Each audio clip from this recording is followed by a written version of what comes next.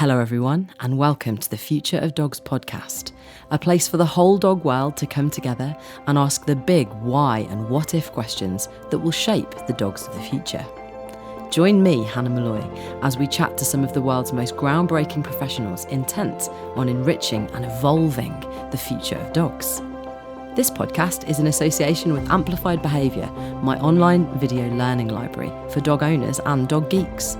Big thanks to my dog's favourite food and our Season 1 sponsor, Nature's Menu.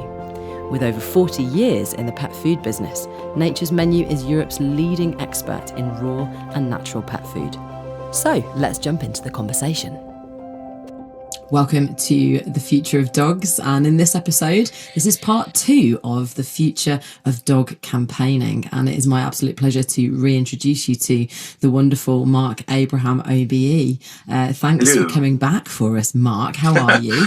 I'm very well, thank you. How are you? Really good, really good. So in episode 1, we were talking, Marc, about your background, how you started as a vet, and you saw this brokenness in these poor puppies that were coming in with parvo, and actually noticed that there was well, it's not even a loophole, it was totally legal to breed puppies in horrific environments, to pass them on and on and on, and the breeder is never held accountable, which I think, even if you just look at trade law, is mental, isn't it? Like, there's no other area where you can buy something that is produced and then not follow it back and be like, this was broken when I bought it. Like, even cattle that travel around the country are all sort of ear tagged and accountable, and there's traceability. So yeah. I think, as you say, dogs and cats are the commodities, which often they're treated as, that don't have that, or traditionally haven't had that necessity about traceability, which, as you say, is crazy. It's crazy. Dishwashers, cars, they all have individual reference numbers that you can trace them back.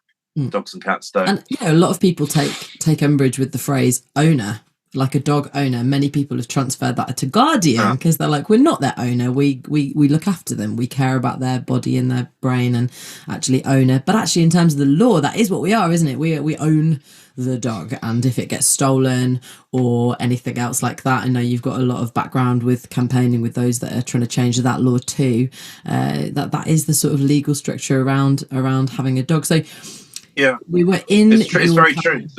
I mean, we're going also, as you say, we're going back to that sort of the language, and it's really important to get it right, because if you don't get it right and there's confusion, however you want to describe your campaign or those sort of relationship, dog owner, for example, and yes, a lot of people do have a problem with it. However, the MPs don't. No. And when you're campaigning, you need things to be as smooth running as possible. Yeah. So there's no point.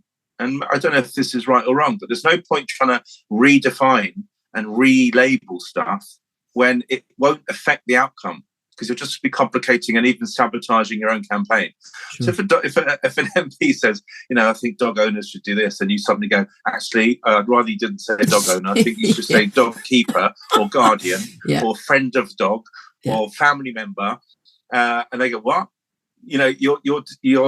You're introducing a variable that didn't need to be there. Sure. And it's a really, really important point. Keep it as smooth as possible, because you don't want to give them any reason not to get involved.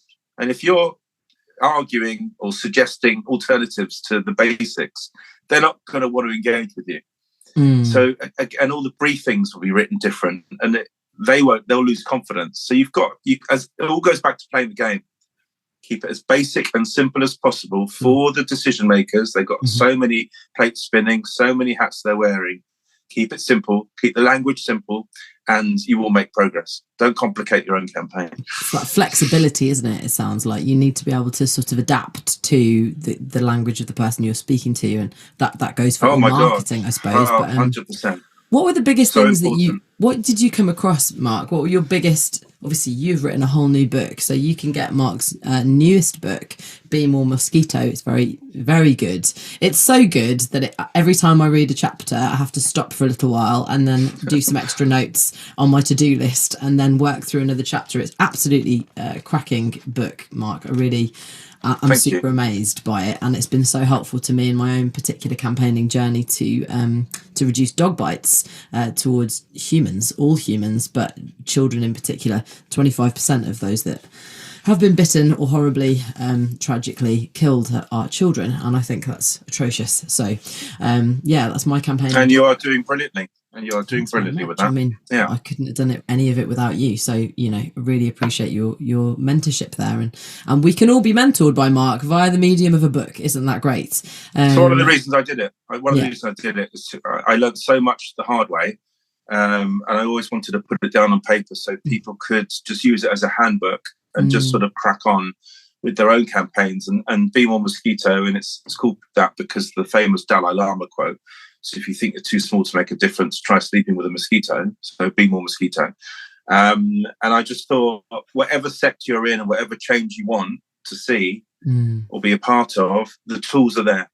And it's kind of what the tools are. So raising awareness about the actual tools themselves, and then how to use them beneficially. Because with grassroots campaigning, you have little to no resources. So when you do something, it has to be impactful. Otherwise, it's really depressing. I mean, it's depressing anyway, campaigning. Not putting anyone off, but it's hard, isn't it? It's hard. So when you actually do something, you want it to have the best chance of actually being successful for that little mini campaign within your campaign to get to that next level. So that's why I wrote it, so people could actually benefit from it. People forget that you have to continue to be behind your own campaign. I think a lot of people, there's a common sort of myth that what you do is you go, oh, there's this thing that I've noticed that really needs to change in the world, and then it gets given by petition to Parliament, and then someone takes it and does something with it. And that couldn't be further from the truth, could it? Actually, you need to continue to drive your campaign. That's certainly something that I've learned. What was the biggest hurdle for you? What are the two biggest shockers, if you could only give us two, Marc? I know you've had quite a few, but what are the two biggest shocks for you in campaigning? The two biggest shocks, I think, are organisations which are also known as stakeholders, which I didn't know that word before in regard to campaigning. So stakeholders are kind of organisations that politicians take seriously their opinions. So in the UK and in the animal welfare sector, it would be animal welfare charities would be labelled major stakeholders. So the first one for me, 100%, would be when the major stakeholders don't support what you're aiming for behind the scenes, but seem to support it public facing. And I never knew the word disingenuous before I started campaigning. Wow. But I was really deeply shocked and saddened and depressed and really disheartened by the behaviour of some of the organisations, stakeholders, basically because the MPs listened to them, ministers listened to them, who were behaving in a way that was to their supporters and donors kind of supporting what we were doing, but behind the scenes were either doing the opposite or at worst sabotaging and blocking what we were trying to achieve. Wow. That was really hard because you're a team, and we had the most amazing coalition, Linda and Sue and Philippa, who sadly passed away, and Julia, and the later years Sarah Clover, barrister, to give us our legal guidance. And we were sort of doing it in our spare time with minimal resources, obviously without being paid, it goes without saying. And then you have these huge organisations who have got the money, the resources, the PR departments, the ear of government, who are doing the opposite behind the scenes. So the lowest ebb really was in, I think it's February 2017, which was when we had the select committee inquiry, and even the select committee, after a visit, the MPs visited a legal licensed puppy farm in Wales, gave them 2 months' notice. They went there not wanting to ban third-party sales, but they came back all unanimous to ban third-party sales. And the job of the select committee is then to make recommendations to government to do that. Okay. So they all came back, cross-party. Government need to ban third-party sales. They didn't hear the back from government. Usually it's 3 months you need. They need to form a response to government. And they came back and they told us that they weren't going to ban third-party sales, even though the select committee, after hearing evidence from experts, and it was like, oh my God. So I was in a meeting in DEFRA, in the government department responsible for all this with one of the ministers. And this is a bit of a spoiler from the book, but it's an incredible story in terms of what it meant in terms of the whole campaign. And I was there with an MP who was on the select committee, who was also frustrated that he hadn't heard from the government a response. And I was with Julia as well. And basically get 20 minutes with the minister in a meeting, if that. And the minister basically just said, we're not doing it. We're not banning third-party sales. And I was like, in my mind, and this goes back also to why it's frustrating, why things take so long, is because these animals haven't got that long. No. They haven't even got the length, the normal longevity. Longevity. Yeah. Thank you. My God, completely went. It's all right. Longevity of a normal dog, let alone, So these dogs in puppy farms, whether they're puppies with parvo or breeding dogs with, pios and mastitis, all those associated problems that are triggered by breeding. Yeah, they don't have these the longevity of a normal dog. So every time something's delayed or we have to wait another year, it's like half their year or quarter of their lifespan in pain and in agony and untreated disease. So and the speed of dogs that are getting bred, they're getting out there. They're being multiplied and then bred again. And actually, the population number, I always use this figure when I first started training dogs that 1 in 4 had traits for me that were puppy farm based traits, and now I'd say it's 3 out of 4. And that's what happens when you breed loads of dogs really quickly into the population and don't change. And it's the whole, So basically they said no, and I said, why? Well, we can't tell you. I said, there's organisations behind this. And they said, yeah, there are. And I kind of suspected who they were. And I kind of said to the minister, is it so-and-so and so-and-so? And they said, we can't tell you. And I was like, okay. I said, I'm going to tell you who I think they are, and you can say yes or no. So I did. And I found out there was the two big organisations that had effectively blocked what we were doing. Even though every other organisation in the country, big, small, medium size, were on board. But the government had listened to them as the sort of 2 major stakeholders. So I knew that, and I was then shared the actual briefing that they had sent into government to block Lucy's Law. Because before it was called Lucy's Law, it's one of the reasons we had to rebrand, because we were literally at rock bottom. And then with that, I formed AppDog. That was why AppDog was formed, because I needed to get those heads of those charities into Westminster to basically reveal what they'd done in a packed room of journalists and other campaiggners.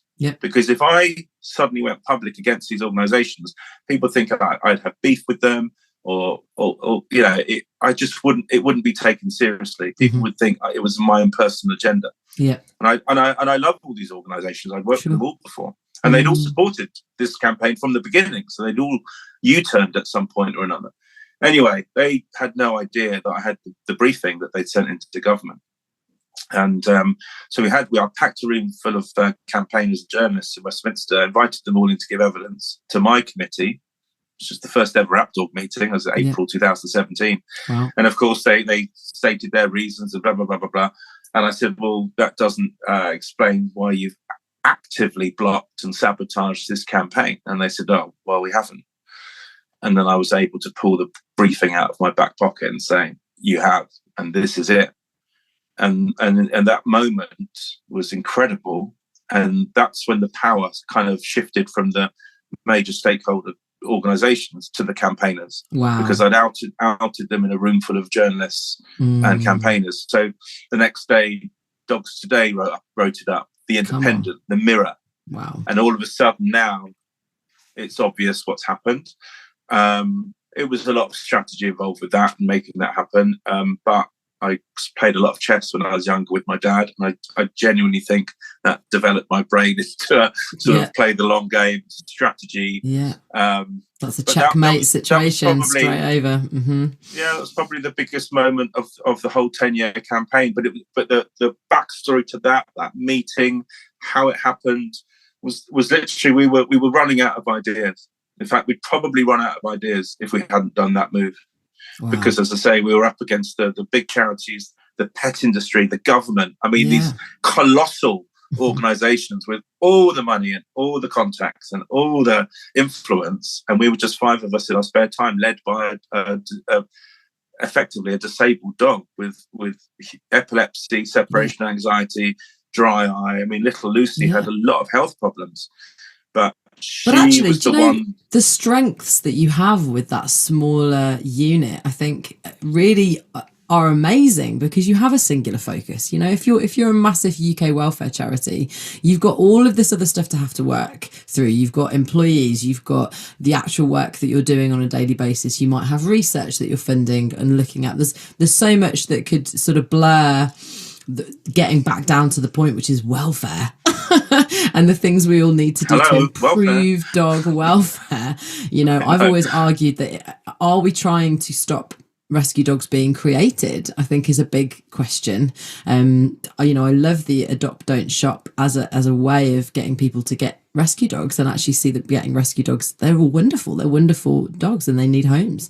But if we keep that narrative going for forever and forever, we're going to keep creating rescue dogs, aren't we? And just saying it's okay to have a certain population that just abandons their dogs and other people kind of mop up that mess. But it sounds like at that moment, Mark, like it really shifted I love that we can just really encourage the listeners right now that you can be that change, that actually nobody's taking responsibility ultimately for dog welfare or animal welfare. There is no one organisation that says we're looking after all of it, don't worry about it, we've got it. You know, a lot of these big, there's a lot that claim that they do. Yeah, that's the difference, and that's what sucks a lot of people in terms of donations and sharing posts on social media, when you kind of know what really is going on behind the scenes.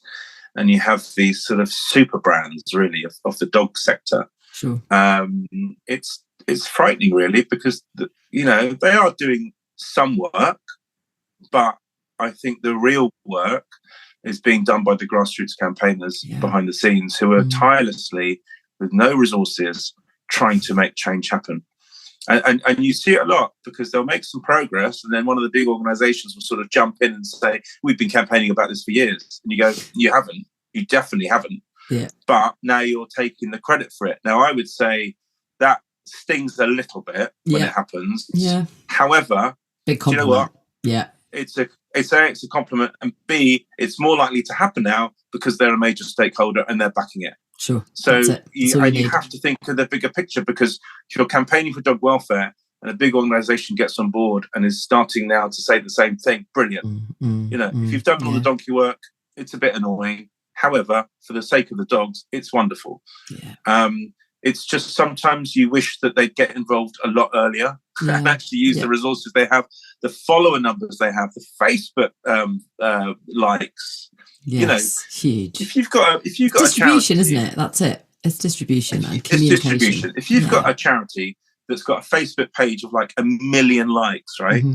And there's an e-petition, which obviously needs 100,000 to get debated, 10,000 to have an official government response, and they refuse to share it because it's not their campaign, but it's for the greater good of dogs, really hurts. It really hurts. And that's like, an ego thing, isn't it, really? That's just but what are your motives? That can only benefit dogs. That can only benefit dogs. And you know that sharing that will get another 10,000 signatures in the next few days, easily. But you're choosing not to. So it's the organisations, sometimes even other campaigners, who choose not to get involved because it's not their campaign. I've experienced this for years. It's horrible. Then you become successful and make progress, have a debate, for example, and then the press release comes out, this is something we've been campaigning on for years. And it's like, actually, you've chosen not to, but now you're telling your followers you have. But you have to swallow that, and as you say, take the compliment and know that it's the dogs will benefit because of it. Absolutely. But it can be quite frustrating. Well, I think There's a sea change, isn't there, actually starting to happen, I think, this year, especially like the UK government have had really progressive steps that have been made this year towards animal welfare. They pledged it, which I'm a big fan of. Like, there's still lots that still needs to be passed. We know our good friend Jordan Shelley has a bill that is still waiting to just get done. Everybody agrees it should be done. It just needs to get done. It needs to physically just have the time to be written into law, and that, you know, that still hasn't been done yet. Let's explain that a little bit. So Jordan's been championing the bill, and his campaign is part of that bill. Yeah. Okay. And bless him, he is so committed to it, and he's tireless with it. And obviously, he's just done another petition about it. So the bill contains sort of 5 major things. So obviously, his campaign is to ban the import of dogs with cropped ears. Yeah. My campaign on there is to ban the import of puppies under 6 months of age. Yeah. There's the Dan's campaign, which is to make pet theft an actual offence. There's Compassion in World Farming and other charities campaign about banning live export of cows and sheep and pigs. And then there's another campaign, which I think RSPCA have been quite a major part of, which is to ban primates as pets. Yes, amazing. So there's 5 major, and there's other stuff in there as well, but there's 5 major cross-species massive campaigns that are sitting in this bill, which is the Kept Animals Bill, which has been stalled now for over a year, which has to be introduced at some point into when parliamentary time allows, which hopefully will be very soon. When that gets passed, still a long way to go in terms of the processes and the stages through both houses of Parliament. It will be monumental, and it will really prevent a lot of cruelty, suffering and exploitation, and will show the world that we are back to being sort of the leaders in animal welfare. It's just frustrating on how long it takes. Yes. And obviously when we have this sort of change at the top of politics, everything gets delayed. Yeah. You know, cabinet reshuffle, delay. Yeah. Re-election of ministers, junior. Oh my God, so frustrating. COVID. But now hopefully things have settled. Sure. And, you know, Jordan's petition about the Kept Animals Bill, which is getting debated on the 5th of December. Come on. So as we're recording, it's next Monday. Yeah. Hopefully, fingers crossed and paws crossed, the government will, at the end when they make their statement, conclude and give hopefully a date when that next stage will happen in Westminster, and then we can start that process again. Because again, it's definitely it's definitely a few months away. It's probably a year off becoming law. It takes time, but it's going to happen. It's going to happen, and that's so exciting. And then again, going back to what we said before about how many animals will be impacted until that becomes law, and then, you know, law can be the best law in the world, needs enforcing, so that needs to be worked on. But, you know, all going back to what you said about, you know, there's a sea change. When the government's Animal Action Plan came out in 2021 in May, so it's 18 months ago, we were all filled with hope, you know, because every line in there was sort of a grassroots campaign. We were like, oh my God, this is amazing. You know, this is huge progress. Sure. And then, of course, after a while, the devil is in the detail, and not everything comes true, or not everything is considered. And it's like, it's up to campaigners to just keep pushing and saying, this is really popular. And you said it, so do it. To be made. It's accountability again. Accountability again, yeah, absolutely, 100%. And you know, I mean, we have recently done the first part of a 3-part, and thank you, by the way, Mark. I don't think AppDog has ever done a 3-part event series in Parliament, but we're really just getting people together to talk about, obviously, sadly, we are recording currently in 2022, and 9 people have lost their lives to dog bites. And in the last 2-3 years, we've lost 4 people in 2021 and 2 people in 2020. And, you know, that's just too many people. And dog bites, as we found out in our November episode of our part 1, the facts, you know, dog bites have tripled in the last 20 years. Dog bites requiring hospitalisation. So we're not talking about like little nips and things like that, mouth thing. We're talking about, you know, serious injury that requires hospitalisation. Have tripled in the last 20 years. So we've really started to get people together and go, do you know what? Whose problem is this? This is everybody's problem. This is not one organisation. This is not one culprit. There isn't one breed, one breeder. There isn't one law. Actually here, this is a really complex picture. And I mean, just personally from the campaign journey that I've taken with your support so far, Mark, to be honest, there is a lot of hope. And I'm excited to see some of these organisations starting to actually take some corporate responsibility. It's everybody's problem. Everybody's, whether you're a dog owner or not. You live in a country where 1 in 3 people has a dog. So actually, we all need to take this very seriously. But I'm excited by it. I'm not naive, thanks to you. And I know we're going to see some hurdles. And in the February episode, we're going to look at dog bites. You know, actually, is it the dogs? And we're really going to look into breeding and training and have lots of, I'm sure, very emotive, highly emotive conversations from people who are deeply passionate and have been campaigning for a long time. And more about that later. I think, Mark, we can have chats about that at another time. But I would love if you can finish us off. We've got another sort of 10 minutes or so. Can you give us, Mark, if you are a campaigner, maybe you've started listening to this podcast because you just love dogs, but actually you're really into ecology or education or anything that you see in the world that you want to change, and what would you give as your sort of top 5 tips to people who want to campaign to change the world in their particular field? Okay, so top 5 tips, I would say, you have to have a solution. There's no point even starting a campaign, in my opinion, if there's no solution that's, I mean, it could be just to raise awareness. That could be a solution. So your solution is more people know about it, so they're informed. Or change public behaviour. So that behaviour, like drinking water from plastic bottles. You know, at one point years ago, we were all doing it. Now you see so many people with their own. You know, even though sort of they bring their own coffee cups to places. That's a behaviour change that's been really successful. That's a solution. If you have a legislative solution and you want to change the law or influence legislation, it has to be workable and doable and enforceable. Beauty of Lucy's law is it's enforceable by the people, not by the public. It's called policing by consent, because a lot of criticism we got from the beginning, local authorities are already stretched. Well, that's fine, because they don't have to even get involved. You know, the public can see that there's no mum, or it's a fake mum, or if there's a sick pup, then retrospectively they can actually use DNA analysis to prove it was the fake mum or no mum. So that, you know, accountability, investigation, prosecution potentially. So the public can do that with the agencies around, trading standards, etc. So it's not down to local authority inspectors alone. That was the other thing. So we provided a solution with Lucy's Law that's workable, it's practical, actually saves resources on that local authority level. So always have a solution. Work with pro bono, if possible, lawyers, solicitors, barristers, making sure that's watertight. Have chat with them. There's a lot of nice lawyers out there that want to get involved. Luckily, we have the UK Centre for Animal Law, who used to be called A-Law, and they have all these pro bono legal advisors that are more than happy to sit with you or have a Zoom with you and just talk through what you're trying to achieve and if it's possible.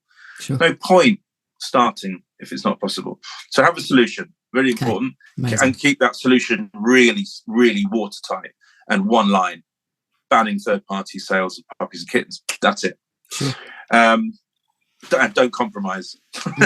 If it's something that's going to change the world for animals, don't compromise, because there'll be people trying to pull you in all sorts of ways. If you're going to ban something, there'll be people going, actually, why don't we license it? And then no, it needs to be banned. It's not an appropriate activity. Right.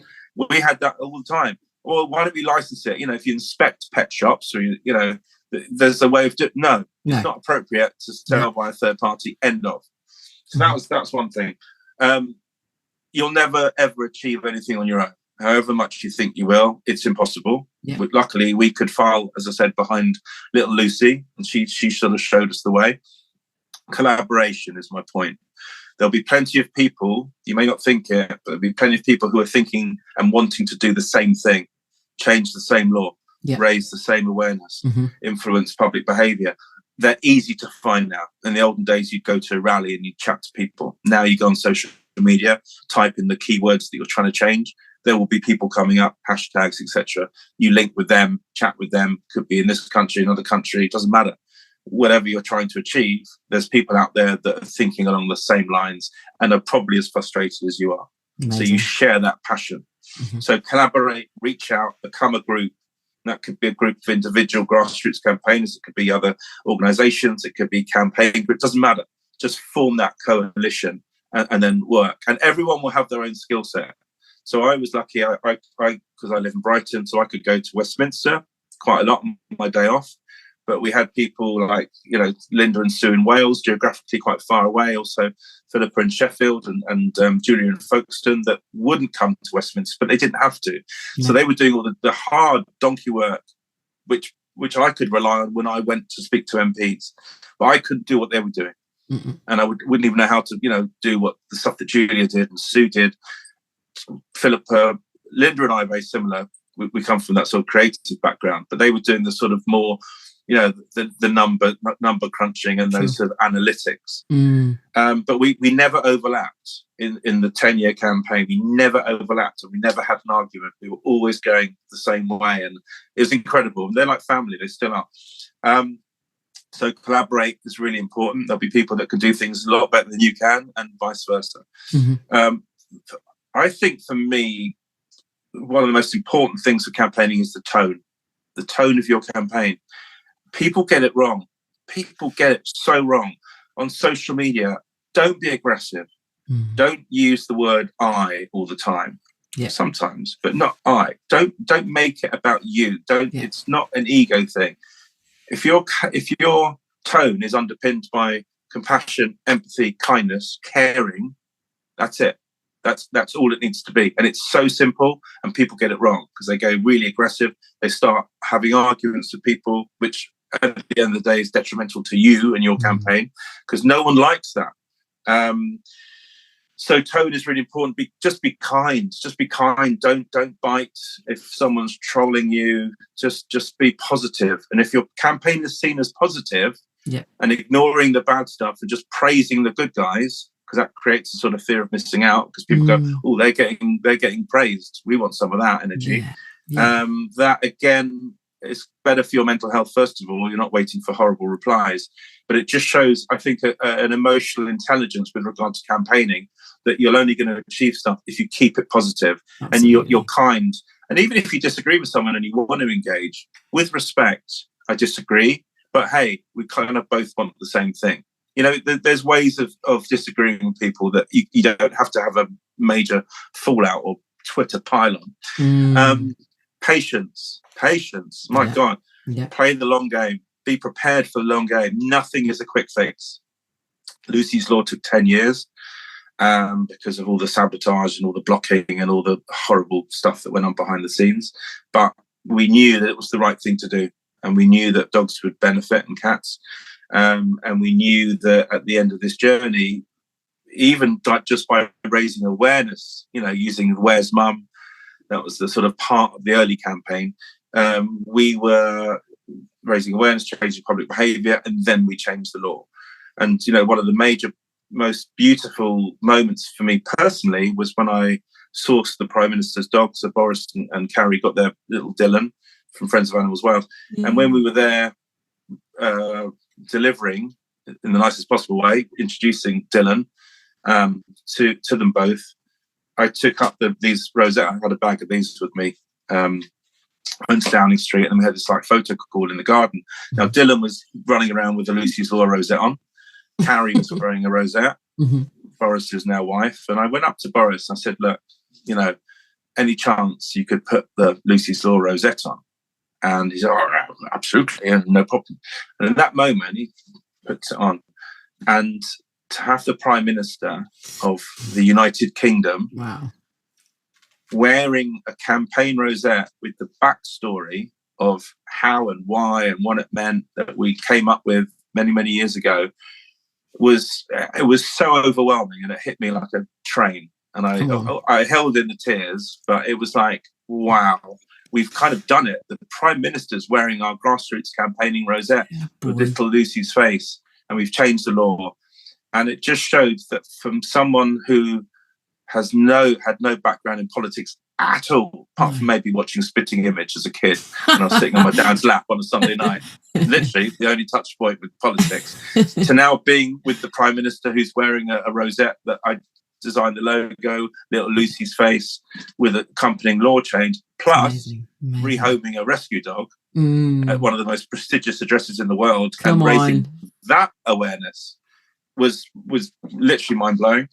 And I guess my final tip would be, you cannot underestimate the need for creativity and imagination with campaigning. Yeah. Okay. People are campaigning all the time. We see publicity stunts all the time. Remember, this applies to advertising as well. Nothing grabs your attention more than something that you didn't expect, right? So be prepared and be confident to do something slightly outside the box that sucks in PR for free, obviously. So, for example, Pup Aid was a perfect example of that. Celebrities judging dogs in a beautiful environment, suck them in. You've got the flash mob we did at Crufts with the Welsh Springers, which all wore Lucy's Law rosettes and Welsh flag bandanas to put pressure on the Welsh government for Welsh Lucy's Law, which worked, triggered a consultation. Amazing. Thank you so much for your incredible brain and just heart for change and just passion to continue to do this stuff, and it's big stuff. I wonder if you can leave us with, Mark, the what if that we didn't manage to prize out of you. Finish the sentence for me, Mark. What if everyone cared? Oh, I love you. That's so sweet. Well, it's true, so true. Because you have to care to want to change something. Yeah. And sometimes you hear people moaning about stuff, which means they kind of do care, but it's turning that negative energy into some form of positivity. And as I said, there's so many ways we can do this, from just interacting on social media to leading and a campaign to change the law, raise awareness, whatever. But it's about engaging with the process, whatever that process is, political, PR, awareness, and actually swapping moaning, blaming, finger pointing, apathy for actually positive action, and just doing something that is more likely to result in the situation that you care about having a positive result. Come on. And it's almost changing that mindset. And it's incremental, isn't it? I think often when you look at a giant situation, you think, actually, how do I eat this elephant? And they say, well, just one bite at a time. I know you're a vegan, so that's really inappropriate, but that's how you eat an elephant. You didn't say what the elephant was made of. It could be like an elephant made of carrots. Yeah, exactly. Vegan chocolate. And that's the thing. You kind of want to just, when we're just really encouraging anyone that's listening right now, there's one baby step you can take that is going to change that thing that you want to change. And thank you so much, Mark, for giving us all hope and an actual really clear life lived, showing that if you just keep swimming, just keep campaigning, just keep stepping forwards, don't stop, don't let the naysayers say it can't be done, keep being loving. And just to reiterate those top 5 tips that Mark left us with there: number 1, a really clear solution; number 2, get a team, get your team together, get your collabs. And number 3, be kind, be positive in your tone and in all of your communications. Focus on the good stuff. I think the good book says to think about what is true and noble and kind. Focus on those things and just block out all the negativity. It's a waste of your brain. Number 4, be patient. And number 5, be creative and be imaginative. We cannot wait, Mark, all of us. I know those that I've already put Be More Mosquito in their basket to buy and have sent to them. I think it's a really great investment in whatever realm of behaviour change you live in. And if you have a skill that is applicable to campaigners that need you, maybe you work in marketing, maybe you are a dog trainer or a behaviourist and you understand how to create a shaping program that might really help somebody who's just, really passionate about changing something but doesn't have the tools. We just encourage you to get involved and maybe think outside the box of the ways that you could help grassroots campaigners like Mark, like Jordan, like me, and many others that are trying to change the world, to just get involved, because we need each other, don't we? And I mean, if it's at the end of the day, if you come up with something and it's the right thing to do, then do it. Yeah, that's amazing. Marc, thank you so much for your amazing time, and I'm sure we'll get to hang out with you again in future seasons. And my absolute pleasure. Thanks for inviting me on. And keep doing what you're doing. You are a phenomenal grassroots campaigner, and I'm very proud to know you. Thanks, Marc. And you know, I'm just watching and learning. That's all we can ever do, isn't it? I look forward to meeting grassroots campaigners of the future who are smashing it in future generations as well, you know, because there's so much to do. So much to do. I just want to stop people getting bitten by dogs. That's what I'd like to see. So there you go. And you care enough about it to actually do something positively and constructively to stop that happening. I think you've got to know your skills, isn't it? And put your skills to work. And I've got a good mouth. And you will be successful. You know that. So, guys, if you want to stay in touch with us, please do. Marc, how can we get hold of you on the socials and things like that? How can people very easy. I'm very easy. On Twitter, where I kind of live. I'm Marc the Vet, MarcThevet. On Facebook, I'm Marc, MARC, obviously, the Vet. I've got a page. Those are the two. I need to get on Instagram, I know.